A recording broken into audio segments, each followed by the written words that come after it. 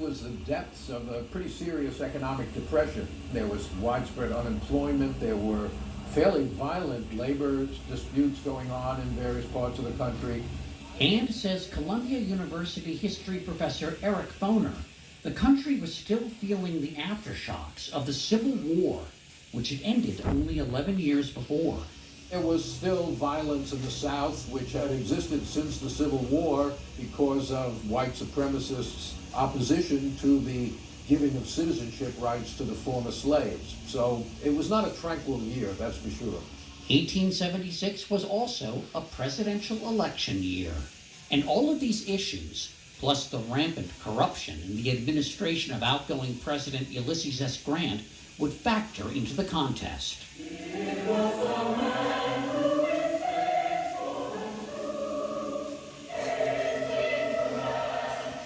The Republicans ran Ohio Governor Rutherford B. Hayes. Was he charismatic? I wouldn't say so. This is a spectacular porch. Yeah, Hayes joked that he wanted a porch with a house attached. Dustin McLaughlin is the historian at the Rutherford B. Hayes Presidential Center in Fremont, Ohio. He really exemplified that American tradition of the office seeks you, you don't seek it. We have kind of the trifecta over here. We have General Grant, General Sherman, General Sheridan. All great Union generals. Yes, and all from Ohio as well. Hayes' service as a general during the Civil War, says the center's executive director, Christy Weininger, was central to his identity. He saw firsthand the passions that were behind the sectionalism that caused the Civil War. So I think that was always in the back of his mind, is how do we make this country feel united again? Meanwhile, the Democrats were hungry to reclaim the White House, which they hadn't won in 20 years. Their candidate, New York Governor Samuel Tilden, a bachelor lawyer, had made his name fighting big city corruption. Tilden and Hendricks, with Tilden and Hendricks, hurrah for Tilden and Hendricks. The man was a bit lethargic, and quite frankly, a lot of people thought he was dull. Dull but dedicated. His home sat across from New York City's Gramercy Park and is today the National Arts Club, overseen by Robert Yonner. I have to tell you, this house is kind of nicer than the White House. This house is a great Tilden legacy. While both had beautiful homes, neither candidate, says Eric Foner, was exactly Mount Rushmore material. There's another way of putting it. Both of them were basically mediocrities, politically. Still, the turnout that November 7th remains the highest ever for a presidential election. The turnout was 82% of eligible voters. That's extraordinary. You had two political parties competing throughout the nation with people very loyal to them. On election night, Tilden was ahead in the popular vote by 260,000 votes. Hayes actually goes to bed believing Tilden had won, and he actually has interviews with reporters saying, I have lost. The Republican Party has to step in and tell him to stop saying that. That's because Republican officials still saw a narrow path to victory for Hayes. If Hayes could carry the three southern states where the results were not yet clear, Florida, Louisiana, and South Carolina, he would win by one electoral vote.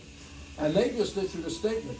Hayes has carried those states and is elected. And in a certain sense, it's almost like the 2000 election where Bush made an early claim of victory, even though it was so divided, and Gore never quite contested it properly. And just as in the year 2000, America in 1876 woke up the morning after the election not knowing who had won. Inauguration back then was in early March, which meant the country had 4 months to figure out who would be its 19th president. This election was flawed from top to bottom. Massive voter fraud, says Foner, only added to the confusion. There was violence throughout the South against African American voters to try to make it impossible for them to vote. Black men, almost all of whom were Republican back then, had only recently won the right to vote, and Southern Democrats were actively suppressing that vote. If there had been a fair election in the South, there's no question Hayes would have won by a large margin. But as the weeks dragged on, neither side was willing to concede. How tense did it get? There were Democratic newspapers with headlines, "March to Washington to install Tilden as president." There were Republicans saying, "We're on the verge of another civil war." Tilden or blood. This idea that if Tilden's not counted in, we might have another war, to fight here. Was there a fear that there could be dueling presidencies? Yes, there were key Democrats who asked Tilden to take the oath of office anyway. He refused to do so. And there were a lot of people who said, and particularly businessmen and others, who said, "We don't even care who's elected, but get this settled." But Congress was divided, and the Constitution offered no clear direction for resolving the impasse. So in January of 1877, a 15-member electoral commission was formed. The 8 Republicans and 7 Democrats would determine which candidate won the states in dispute. By some coincidence, all the electoral votes are allocated to Hayes by a vote of 8 to 7 in each case. That's right, the commission voted along party lines. But it's not over yet. It's not over yet. The Tilden camp cried foul. With inauguration just days away and the nation on edge, representatives for both candidates met in Washington for secret negotiations. Ironically, they took place at Warmley House, a major hotel which is owned by a black man. Warmley, probably the most well-to-do African-American in the city of Washington at that time. Ironic, because the agreement forged there, known as the Compromise of 1877, would have long-lasting repercussions for black Americans in the South. The Democrats will not stop the inauguration of Hayes. They will accept Hayes as president.